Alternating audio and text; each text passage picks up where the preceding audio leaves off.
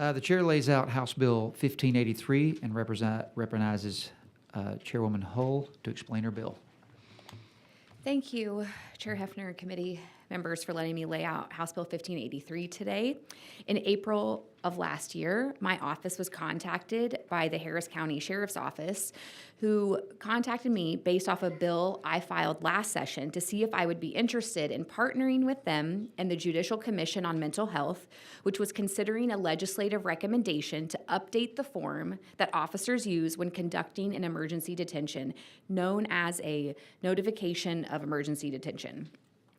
My office was glad to partner with them and the commission, and over a period of months discussed circulated drafts of the language based on collaborative feedback to ensure that the form had adequate prompts to elicit the information required by law, including the need to explain the basis for affirmative declarations of evidence of mental illness or substantial risk of harm, and documenting that anyone who had their firearms seized was properly notified of their rights to reclaim them.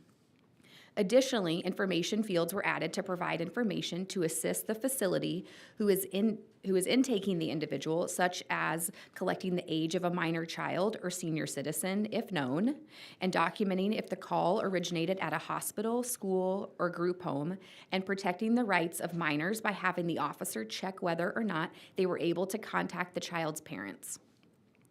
The updates to this form were intended to make it easier for both officers and facilities to gather information required by law and ultimately treat the individual experiencing a crisis. The Sheriff's Office expressed the importance of keeping this form to one piece of paper, and we did that here.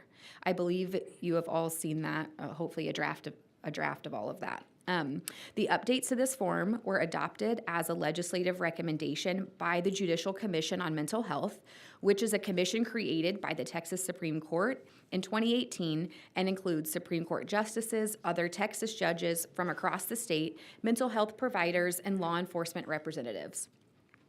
Because statute requires that the notification form be provided to the facility, this bill also adds a new section that requires an officer to retain a copy of the notification form. Many departments do this as regular practice by either uploading a copy to the report or otherwise documenting it, but this will make it standard practice to do so. When looking at the requirements for record retention for an arrest, copies of warrants, affidavits, and evidence must be retained. Similarly, if an officer issues you a traffic ticket, they must keep a copy. It's my belief that when a citizen is deprived of their liberty based on an officer's belief that they are at risk of harm, maintaining one piece of paper that documents the officer's beliefs and information about the detention isn't a big ask. I've heard concerns about requiring the officer to maintain the form, and am looking at changing the language to ensure that it is not the officer themselves, but the agency that must retain it, and adding language requiring the facility to provide a copy to the officer at the officer's request, which I am told is routinely done by many facilities, in the event they don't have a way to photograph the form.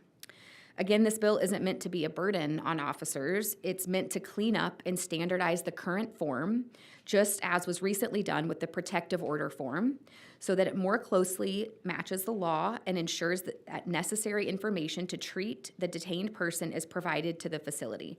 I'm happy to answer any questions that members may have and reserve the right to close. Members, do we have any questions?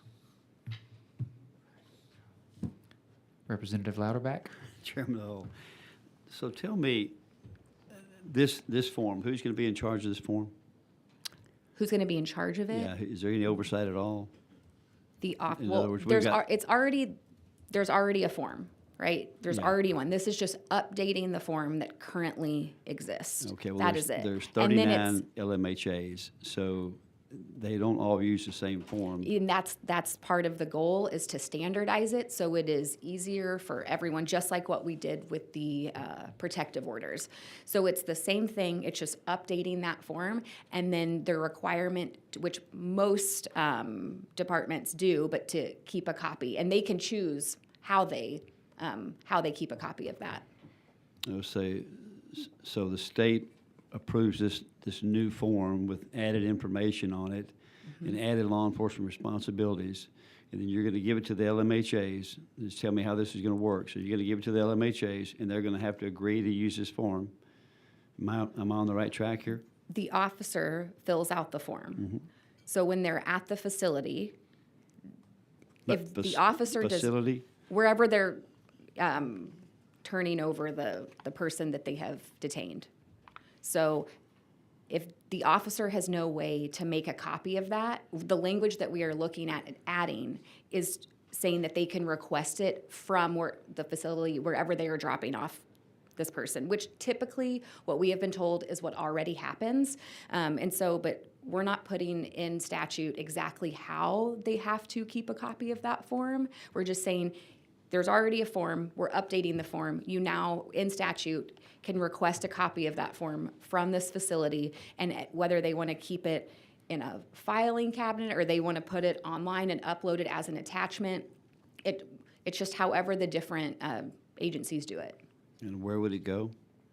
Again, that is up to them. You're saying where do they keep it? Where does it go? Who can use it? Well, it's like any of the other forms and reports, there's record of all of that. And so it's just the same thing to keep a record of that. Okay, so, all right. Well, thank you. So you're just standardizing the form? Correct. And you've added some questions, but it's still just front and back, one page? Correct. Okay. Yes. Members, any other questions? All right, we'll reserve your right to close. Thanks. Chair calls Christopher